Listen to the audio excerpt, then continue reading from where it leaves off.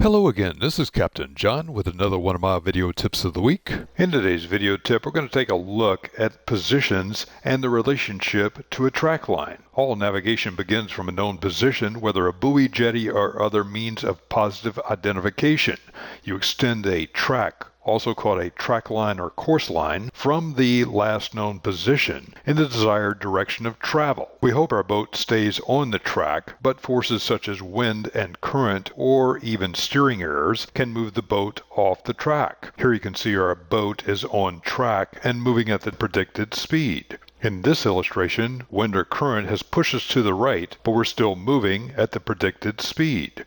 Here you can see wind or current has pushed us to the left, but we're still moving at the predicted speed. In this illustration, we're moving faster than our predicted speed, and here we're moving slower than the predicted speed. As you can see, at any moment in time, you can see your boat's relationship to the track line. That way you can decide on a course of action to keep the boat in safe water and your crew safe and sound. Use easy tips like these to help you master the art of sailing navigation. This is Captain John, and this has been another one of my video tips of the week. Find more sailing tips and techniques on www.skippertips.com.